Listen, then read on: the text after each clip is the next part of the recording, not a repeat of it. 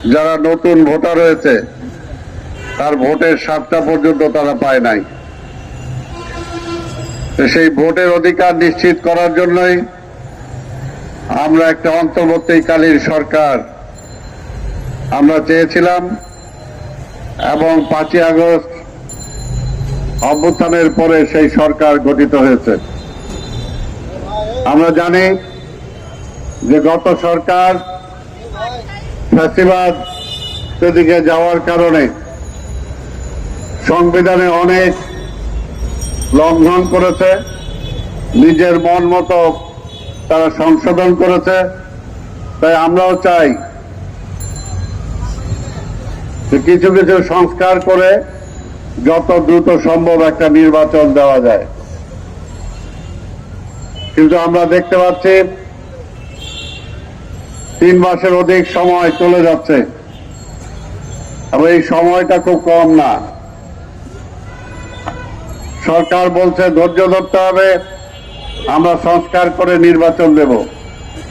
আমরাও বলি আমরা ধৈর্য ধরতে রাজি আছি, কিন্তু সেই ধৈর্যটা কোনোভাবেই স্বাধীনতার পরে 72 সালে শেখ মুজিবুর রহমানও বলেছিল যে ধৈর্য ধরতে হবে, 3 বছর কিছু দিতে পারবো না, সময় দেন। কিন্তু 3 বছরের মধ্যে যখন এই দেশে দুর্ভিক্ষ উপহার তারা দিয়েছে, মানুষ না খেয়ে মারা গিয়েছে, সেনাবাহিনীতে কু কাউন্টার কু হয়েছে, শিক্ষা প্রতিষ্ঠানগুলোতে পড়াশোনার বদলে অটো পাস হয়েছে এবং সর্বোপরি সকল রাজনৈতিক দল নিষিদ্ধ করে যখন এক দল গঠন করা হয়েছে, তখন কিন্তু আর মানুষ বসে থাকে নাই। তাই আজকে এই সরকারকেও বলবো ইতিহাস থেকে শিক্ষা নেওয়ার জন্য, ইতিহাস থেকে শিক্ষা নেওয়ার জন্য 3 মাসে কিন্তু চাল ডাল তেলের নুনের দাম কমে নাই, বিদ্যুতের দাম কমে নাই, পানির দাম কমে নাই, গ্যাসের দাম কমে নাই, মানুষের দৈনন্দিন জীবনযাত্রার মান উন্নয়ন হয় নাই। তাহলে সময় যে আমরা দিচ্ছি, এই সময় আপনারা কি করলেন সেটাও তো জনগণ জানতে চায়। পাশাপাশি আমরা দেখতে পাচ্ছি যে মাঝে মাঝেই ফ্যাসিবাদের মূল যে কারিগর, তিনি তার মূল জায়গায় বসে আছেন, সেখানে বসে মাঝে মাঝে হুঙ্কার দিচ্ছেন যে কোনো মুহূর্তে আমি দেশে আসতেছি, আমি স্বপ্নে দেখে নিব।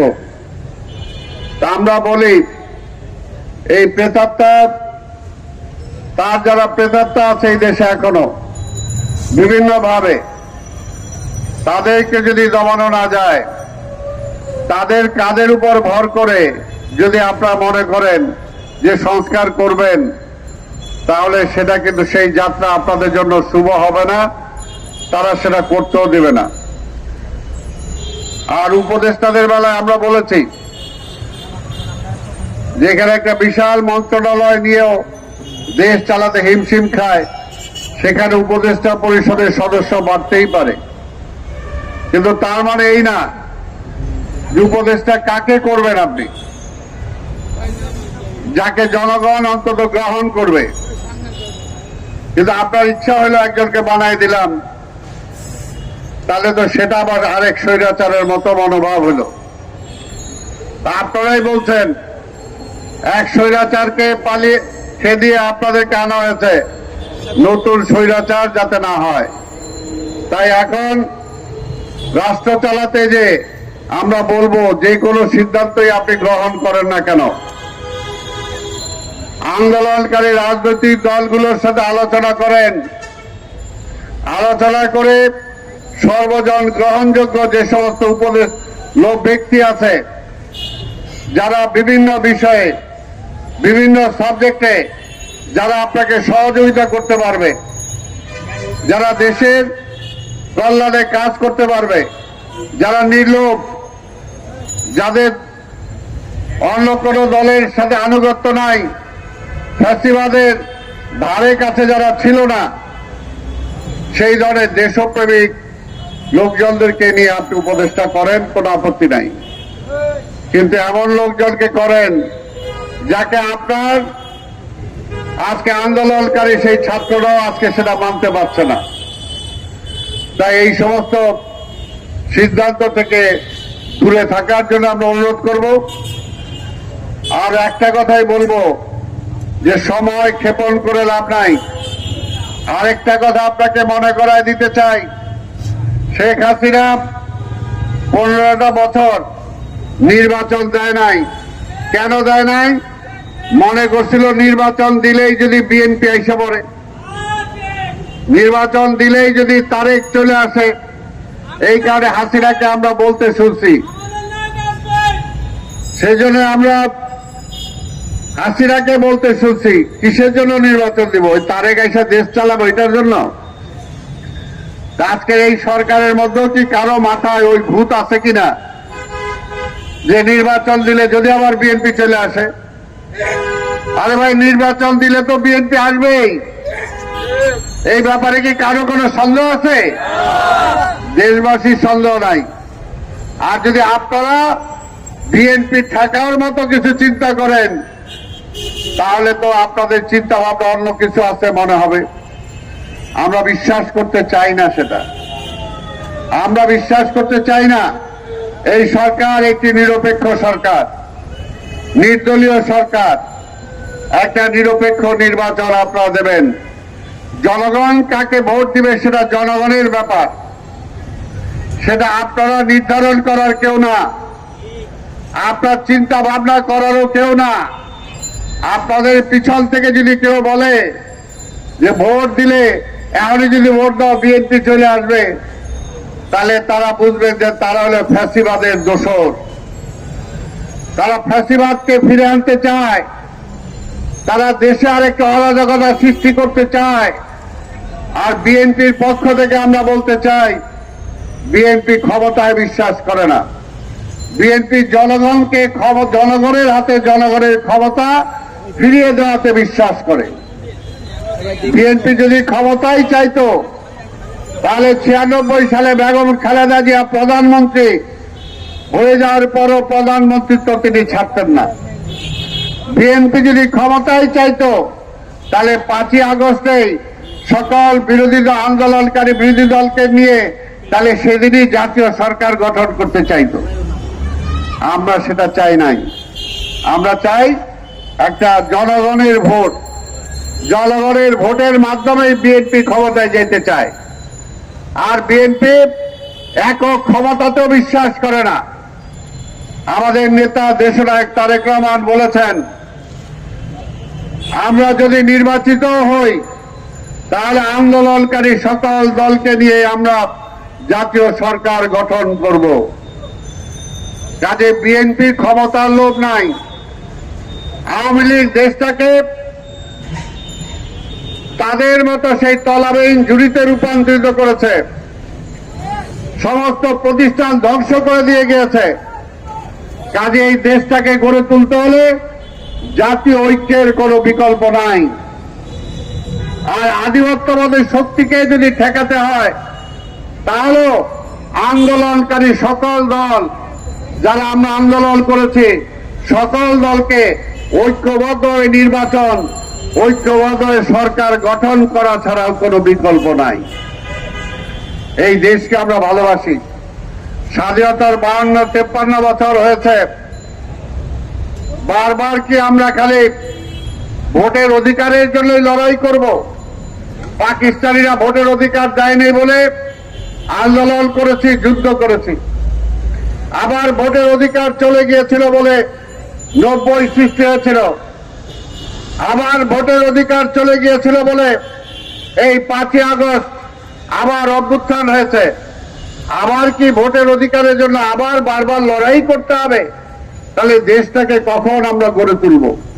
আমরা বিশ্বাস করি এই দেশের মানুষ, 18 কোটি মানুষ, এই দেশের একটা সম্পদ, এটা একটা বোঝা না। যদি জনসংখ্যাকে আমরা কাজে লাগাতে পারি, আমরা যদি চুরি বন্ধ করতে পারি, লুট বন্ধ করতে পারি, এমপি মন্ত্রী হওয়ার সাথে সাথে নিজের ভাগ্য পরিবর্তন করার পথ বন্ধ করতে পারি, তাহলে কিন্তু এই দেশের মানুষের জন্য কিছু করা সম্ভব। যেটা আমাদের নেতা জিয়া রহমান করেছিলেন। জিয়া রহমান ক্ষমতা আসার আগে এই দেশের মানুষ না খেতে পেয়ে এই প্রেস ক্লাবের সামনে আমরা দেখেছি বেওয়ারিশ লাশ পড়ে থাকতে। আমরা দেখেছি এই সচিবালয়ের সামনে, এই হোটেলগুলোর সামনে এখানে ডাস্টবিন ছিল, সেই ডাস্টবিন থেকে উচ্ছিষ্ট খাবার মানুষ আর কুকুর কিভাবে টানাটানি করেছে এই আওয়ামী লীগের আমলে। কিন্তু জিয়া রহমান ক্ষমতা আসার পরে মাত্র 2 বছরের মাথায় সেই দেশের মানুষকে তিনি খাইয়েছেন, আবার বিদেশে চাল রপ্তানি করেছেন। জিয়া রহমান আসার আগে জনসংখ্যা একটা বোঝা ছিল, কিন্তু জিয়া রহমান এসে এই জনসংখ্যাকে জনসম্পদে রূপান্তরিত করেছেন। তিনি মধ্যপ্রাচ্যে এই মানুষগুলোকে পাঠিয়েছেন। সারা পৃথিবীতে বাঙালিরা বিভিন্ন জায়গায় গিয়েছে এবং আজকেও বাংলাদেশটা যে চলে 2টা সোর্সের উপরে। একটা হলো বিদেশ থেকে আমাদের বাংলাদেশি ভাইরা, যে প্রবাসী ভাইরা যে টাকা পাঠায় সেটা, এবং গার্মেন্টসের মধ্য দিয়ে যে টাকা আমরা উপার্জন করি, এই টাকা দিয়েই কিন্তু আমরা ফুটানি করি। কাজেই 2টাই করেছে জিয়া রহমান। বিদেশে মানুষ পাঠিয়ে টাকা আনার ব্যবস্থা করেছেন। আপনারা জানেন অনেক কথা বলতে গেলে কথা হয়।